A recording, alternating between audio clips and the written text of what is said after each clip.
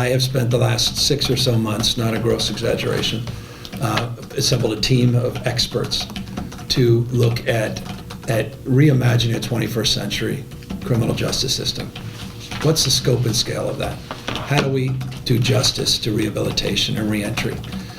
How do we modernize our rehabilitation in prison and prepare people for a life out of prison?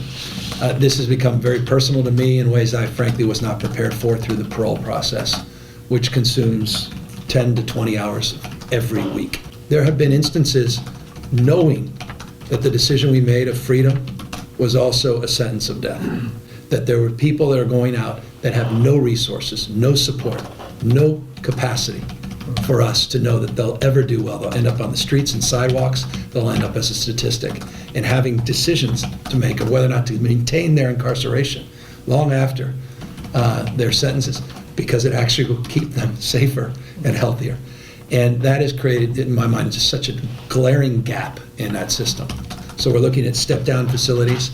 I would like to see in my lifetime, and hopefully in my tenure, that we shut down a state prison, but you can't do that flippantly, and you can't do that without the support of the unions, support of communities, staff, and that requires an alternative that can meet everybody's needs and desires. And so we're scoping all of that, and it goes deep into the issue of counties and county jails and county support, and you'll be hearing a lot more about that in the next month or two. We put $75 million in the budget this year to help county jails, specifically with pre-sentencing and reforms in that space. It's just one of many examples of areas where we're already leaning in and working with county representatives and local sheriffs in particular. We have a pretty enlightened sheriff's association.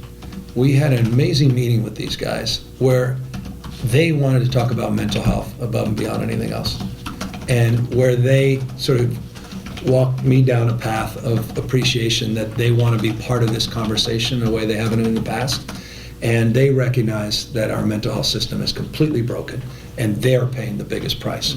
And their facilities are inadequate to meet the needs of these prisoners, members of the community that are come in and out of the prisons, or the local jails rather, and they're just not equipped. And we put more money in training, we put a historic amount of post money to help also with training that came out of those conversations, but it's all part and parcel of this larger vision that we'll roll out. And I'll likely do it in the state of the state, or you'll hear the contours in the budget that I submit in January, where we lay out some more specific, tangible things.